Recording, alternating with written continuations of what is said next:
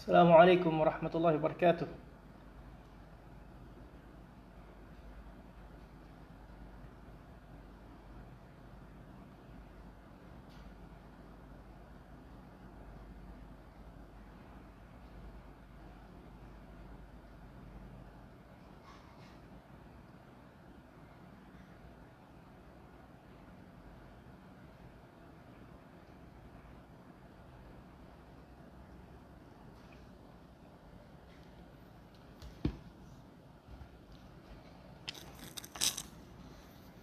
أعوذ بالله من الشيطان الرجيم. بسم الله الرحمن الرحيم. الحمد لله رب العالمين، والصلاة والسلام على أشرف الأنبياء والمرسلين خير خلق الله أجمعين، نبينا محمد وعلى آله وصحبه عليه أفضل الصلاة والتم تسليم وسلم تسليما كثيرا.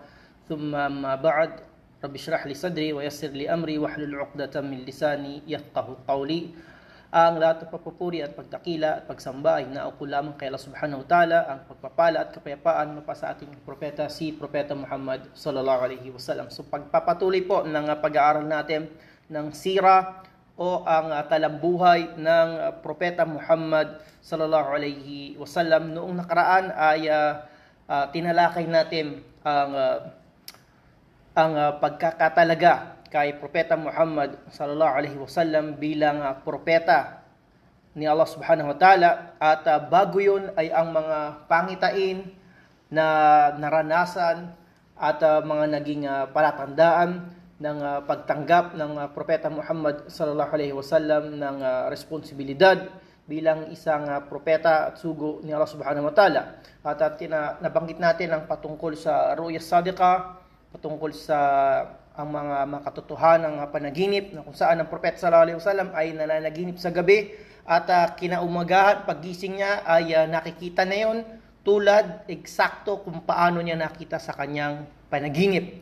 So sinabi natin ito ay isa sa paraan ng revelasyon, isa ito sa mga naging paraan ni Allah subhanahu wa ta'ala ng pagpaparating ng mensahe kay Propeta Muhammad sallallahu alaihi wasallam. At mamaya maririnig natin kung paano isa ito sa mga naging baitang ng pagpapaabot kay Propeta Muhammad sallallahu alaihi wasallam ng revelasyon.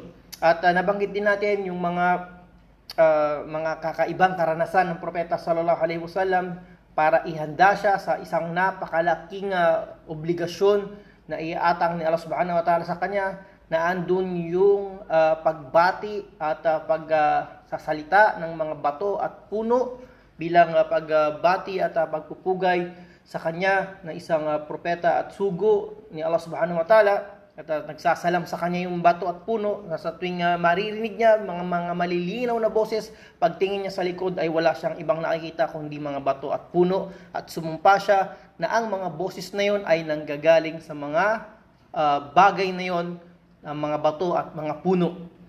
So ito ay isang palatandaan para sa sarili niya, kasi sinasabi sa yung pagbati sa kanya ng mga walang buhay na bagay na yon. Ngayon pinagsasalita ni Allah subhanahu wa ta'ala sa kanya. At gayon din yung mga iba pa mga kaganapan at pangyayari sa nabuhay ng Propeta sallallahu alaihi wasallam, lahat ay nagtuturo na ang Propeta sallallahu alaihi wasallam ay mayroon isang malaking gampanin sa hinaharap o sa pagdating ng panahon. At yun nga ay nangyari na nung sa kanyang pagmumuni-muni at pagninilay-nilay sa loob ng kuweba ng Hira na ginagawa niya sa loob ng halos 3 taon, na bago yung gabi na yun, okay, nagkaroon ng pagkahilig at pagkiling ang Propeta sallallahu alaihi wasallam sa pag-iisa. At yun nga, ginagawa niya yun sa taas ng kuweba, sa taas ng bundok ng Rahma o Jabal Rahma, sa loob ng kuweba ng Hira, kung saan doon siya nananatili ng mga ilang araw. Ang meron lamang siyang dala ay baon na pagkain at inumin, at pagkatapos ay bababa siya sa kanyang bahay, at muli paulit-ulit ay umaakit lang siya doon at nagmumuni-muni at nag-iisip-isip. So hanggang sa isang gabi nga, isang araw, dumating sa kanya ang isang anghel kay na at may mga riwaya o may mga narration na sinabi nakita niya sa anyo ni Anghel Gabriel, ngunit sa laki ng isang tao, mayroon nagsasabi na wala siyang nakita, ngunit tinig at naramdaman lamang niya at yung presensya presensya ng anghel. At yun ay nangyari ika-21 araw, ika-21th day ng Ramadan. 21th day ng Ramadan, ang propeta sallallahu alaihi wasallam noong mga panahon na yon ay 40 taong gulang. So ito ay isang bagay, isang napaka-importanteng yugto sa buhay ng propeta Muhammad sallallahu alaihi wasallam. Kaya kung tatanungin tayo, anong edad naging simula o proclaim ang prophethood ni propeta Muhammad sallallahu alaihi wasallam, yun ay nung siya ay 40 taong gulang na.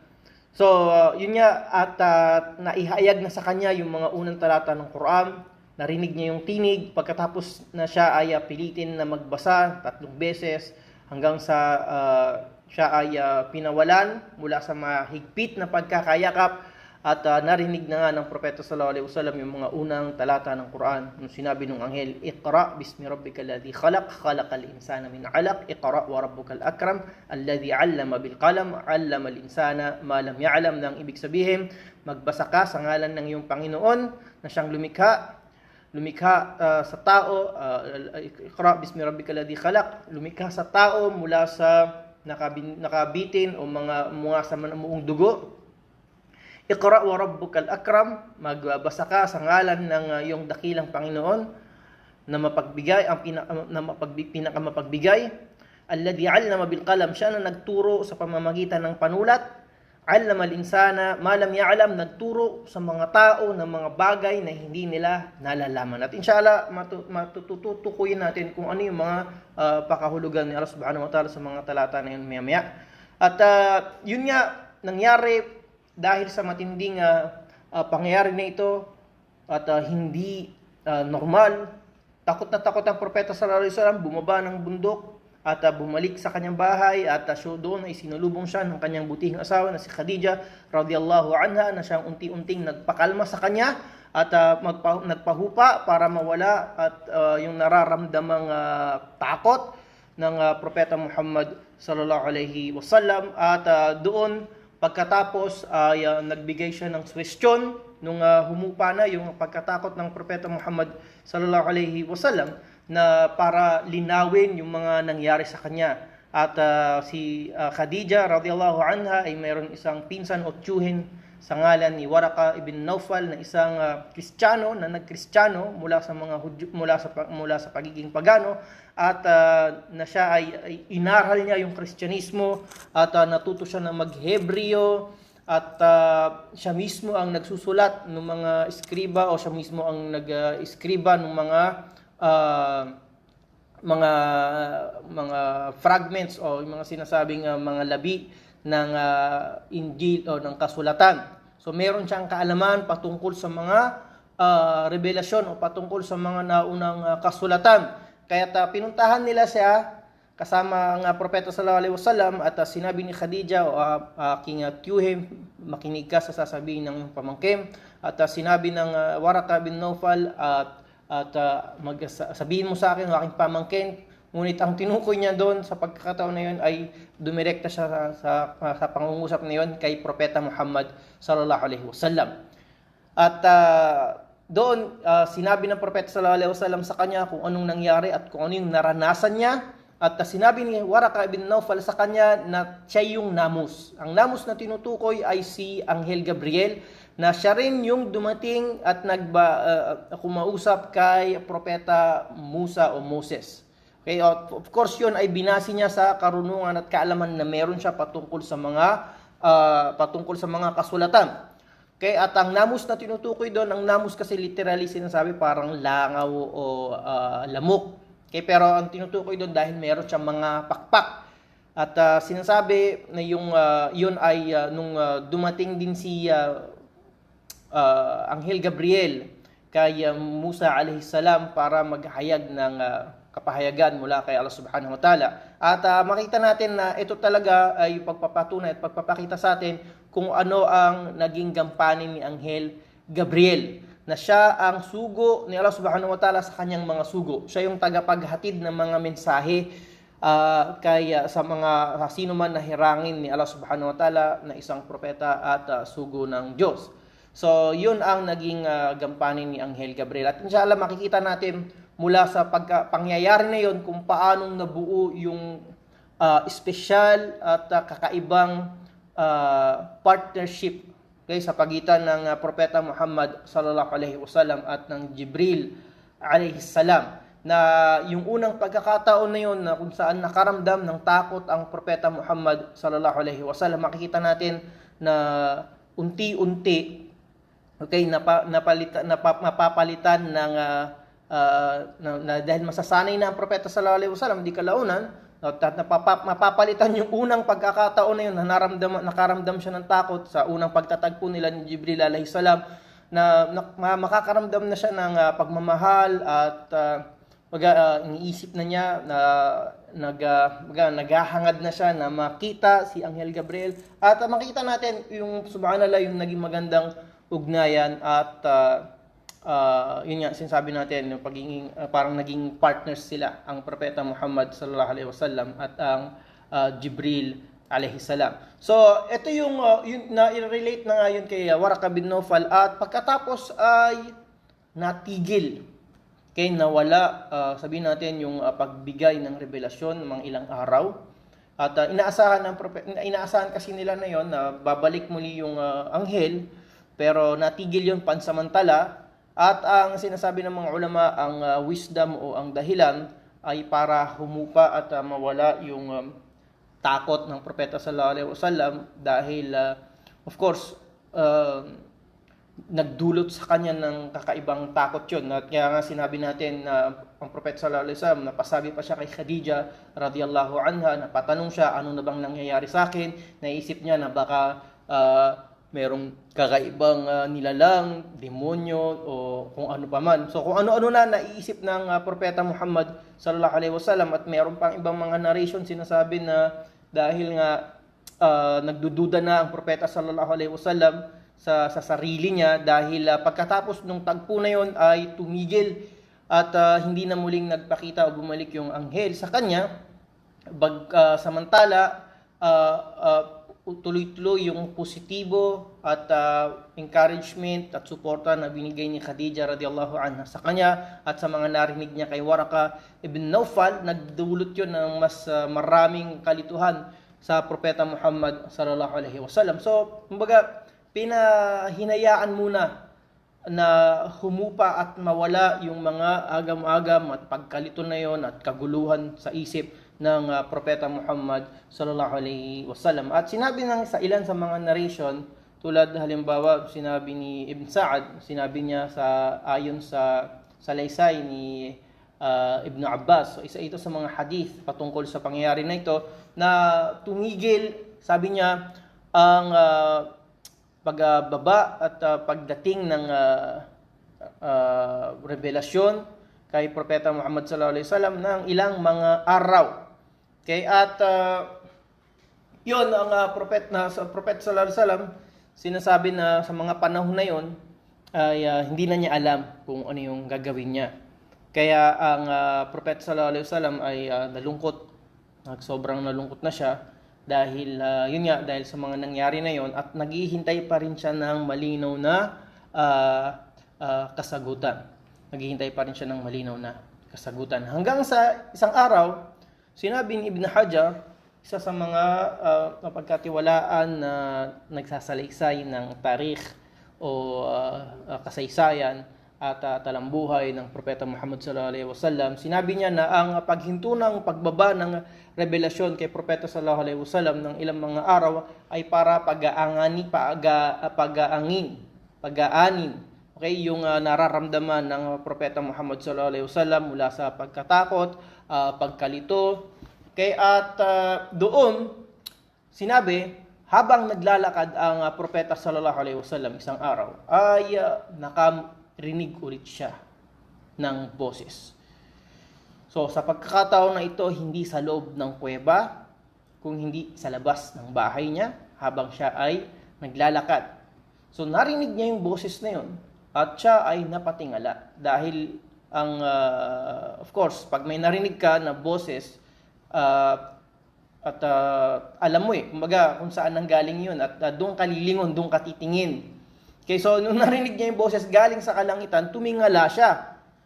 At nung pagtingala niya, nakita niya, sinabi niya, yung anghel din na nakita niya nung siya ay nasa kuweba. So subhanallah, si Anghel Gabriel nagpakita muli kay Propeta Muhammad sallallahu alaihi wasallam. So may ilang araw ang lumipas, hindi siya nagpakita, hindi siya nagparamdam kay Propeta sallallahu alaihi wasallam. At sa pagkakataon na ito, subhanallah, nagpakita siya sa anyo niya.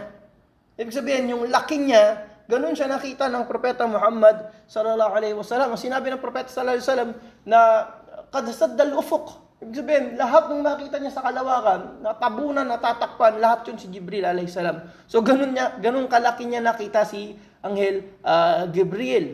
Si Anghel Jibril alaihi salam. So, subhanallah, so imaginin mo, humupa na yung wala na yung takot mo, tapos makakita ka ulit ng ganito. So natakot ulit ang Propeta sallallahu alaihi wasallam dahil fresh pa kumbaga hindi pa naman talaga tuluyan na wala sa kanya yung experience na naranasan niya sa loob ng kuweba kasama sa kamay ng anghel na yon. At muli nakita na naman niya at sa pagkakataon na ito, subhanallah, tinabunan niya yung buong kalangitan. Ganoon siya nakita ng Propeta sallallahu alaihi wasallam. Kaya tumakbo ang Propeta sallallahu alaihi wasallam muli pabalik sa kanyang bahay. At sinabi niya ulit sa kanyang may bahay, sa pagkataon na to, ibang salita naman, sabi niya, yung una kasi, kung matatandaan ninyo, mula sa kuweba, bumaba siya ng bahay at sinabi niya, pagbaba, balutin ninyo ako. At ang salita na ginamit ng Propeta sallallahu alaihi wasallam doon ay zammiluni. Dito, sa pangalawang pagkakataon na ito, sinabi ng Propeta sallallahu alaihi wasallam para hiniling po rin niya na balutin siya ng tela. Okay, at ito yung natural na reaction 'di ba? Pagka natatakot ka, gusto mong magbalot at gusto mong lumayo, gusto mong walang makakita sa iyo. So sabi ng Propeta sallallahu alaihi wasallam, sabi niya, dathiruni. Sa parehas din nakahulugan ng zammiluni, balutin ninyo ako ng balabal o balutin ninyo ako ng tela, ng damit.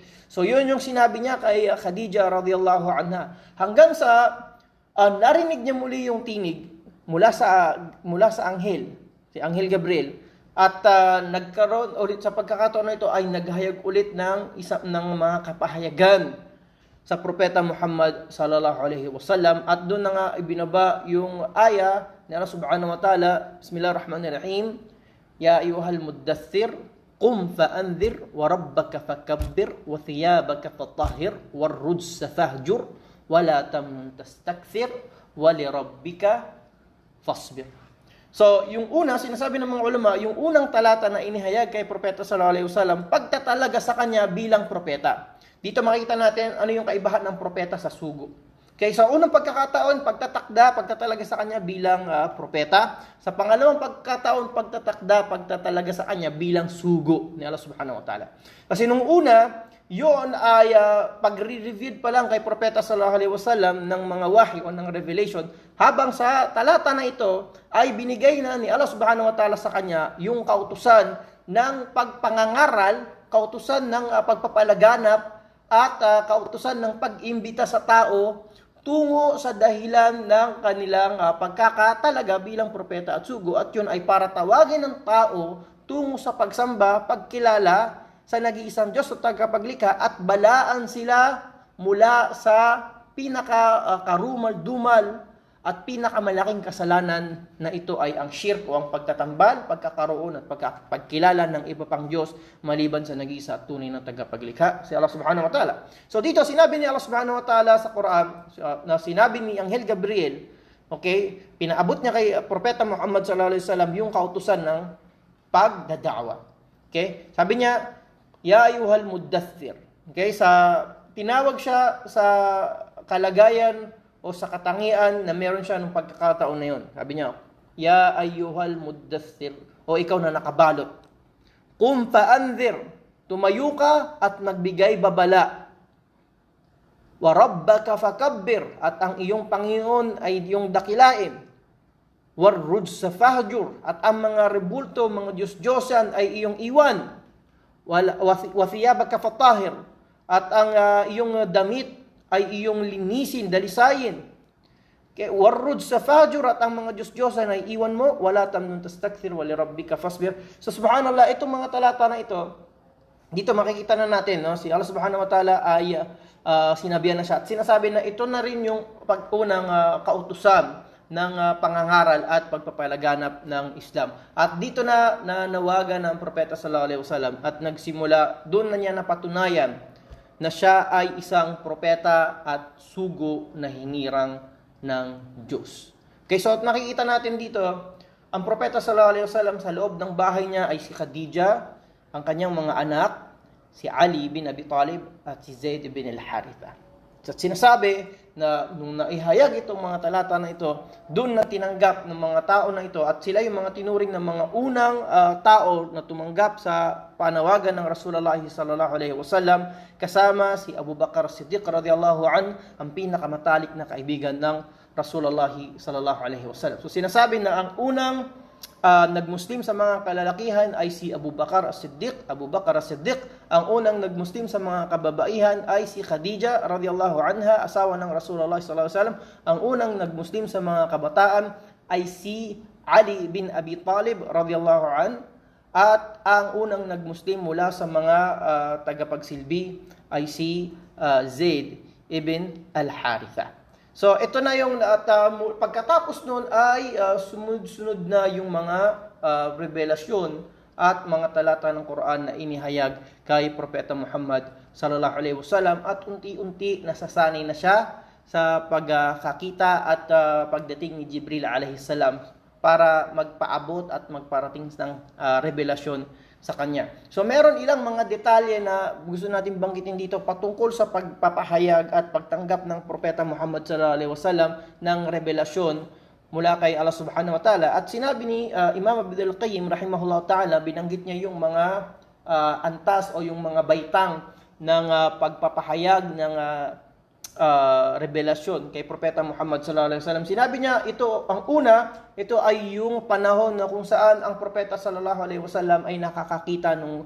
mga panaginip at na nagkakatotoo, yung sinasabi na ru'ya sadiqa. So sinabi na ito yung unang pagkakataon, ito yung first stage na ang Propeta sallallahu alaihi wasallam ay tumatanggap na ng revelation mula kay Allah subhanahu wa ta'ala. Sinasabi nga na ito ay bahagi ng nubuwa o bahagi ng pagkapropeta ay yung ru'ya sadiqa. At ito rin yung sinasabi, may nabanggit na hadith na ito yung mga labi o mga tira ng pagkapropeta dahil na natitira yun sa mga panaginip ng tao. Kaya sinasabi na minsan nananaginip tayo at nagkakatotoo. Okay, ito ay bahagi, mga natira, mga leftover nung prophethood.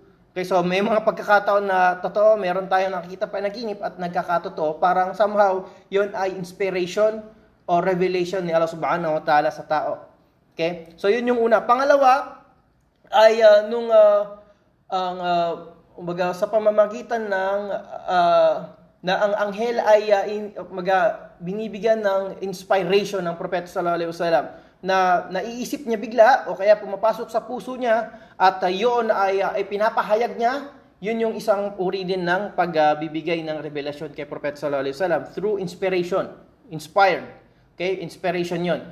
Pangatlo, sinabi niya na ang anghel ay dumarating kay Propeta sallallahu alaihi wasallam at sa anyo ng tao. Okay, at sa maraming pagkakataon sa mga hadith na banggit ang propeta ang Jibril alaihi salam dumarating kay Propeta sallallahu alaihi wasallam sa anyo ng tao at tinuturo niya yung Islam, tinuturo niya yung relihiyon at nagpapaabot siya ng mga mensahe mula kay Allah subhanahu wa ta'ala, tulad halimbawa ng hadith Jibril. Okay, yung malinaw na yung pinag-aaralan natin na kung saan itinuro ni Jibril alaihi salam kung ano ang Islam, ano ang iman, ano ang ihsan, at nagbigay siya ng ilan sa mga palatandaan ng araw ng paghukom. Okay, tinuro sa umma o sa mga sahaba ng propeta sallallahu alaihi wasallam sa pamamagitan ng tanong at sagot sa pagitan niya at ng Propeta Muhammad sallallahu alaihi wasallam. So yung pangatlo. Pangapat, sinabi niya na uri o antas ng pagbibigay ng revelasyon kay Propeta sallallahu alaihi wasallam at ito yung pinakamahirap kasi ito yung mga narration na sinasabi sa tuwing may nare-revealed na wahi o may revelation kay Propeta sallallahu alaihi wasallam, dumarating yung anghel na parang napakabigat at binibigay sa kanya, ipinapasa yung revelasyon kaya na napakabigat na sinabi sa mga narration na kapag ang Propeta sallallahu alaihi wasallam nakasakay sa isang kamelyo, yung kamelyo ay napapaluhod.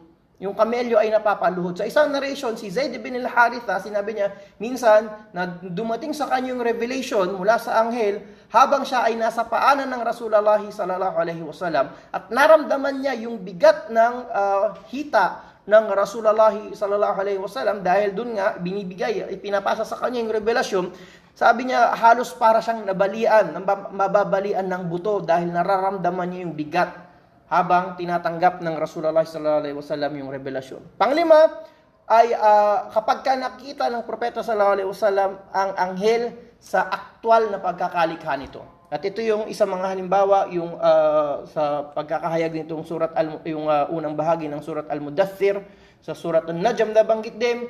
Okay, so ito yung mga pagkakataon na dumarating yung binibigay kay Propeta sallallahu alaihi wasallam yung revelasyon sa pamamagitan ng anghel, darating sa kanya sa aktwal na anyo ng pagkakalikha nito. So yun yung pang-5. Pang-6 na antas o baitang ng pagbibigay ng revelasyon kay Propeta sallallahu alaihi wasallam ay yung direktang pagbibigay ng revelasyon mula kay Allah subhanahu wa ta'ala nung siya ay inangat sa kalangitan. Tulad nung nasa sa Laylatul Isra wal Mi'raj, nagbigay ng revelasyon si Allah subhanahu wa ta'ala sa pamamagitan ng pagkausap kay Propeta Muhammad sallallahu alaihi wasallam habang nung siya ay nasa kalangitan. At ang ikapito ay sinasabi na ang Propeta sallallahu alaihi wasallam ay binibigay kay Propeta Muhammad sallallahu alaihi wasallam ng direkta, ng walang tagapamagitan. Okay, na siya ay habang nasa kalupaan. Yung pinagkaiba nito yung pang-6 at saka itong pang-7, yung pang-6 ay nung siya ay inangat sa kalangitan. Habang itong pang-7 ay nasa lupa siya at magre-reveal ang Allah subhanahu wa ta'ala sa kanya ng mga kapahayagan. Okay, so ito ay nahati sa dalawa, yung ilan ay sa anyo sa Quran at yung ilan naman ay sa pamamagitan sa anyo ng hadith.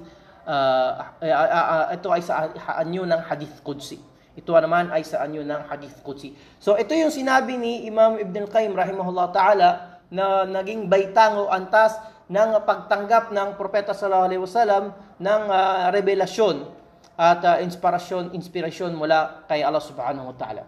So inshallah nag-adhan na rin dito para sa Maghrib, maiksi yung oras ng Maghrib. At magkita-kita na pumuli tayo at jazakumullahu khair. Inshallah sa pagpapatuloy pa rin natin ang pag-aaral ng sira o talambuhay ng Propeta Muhammad sallallahu alaihi wasallam. Maraming salamat po. Jazakumullahu khair. Barakallahu fikum wa akhir da'wana anil hamdulillahi rabbil alamin. Assalamu alaikum warahmatullahi ta'ala wabarakatuh.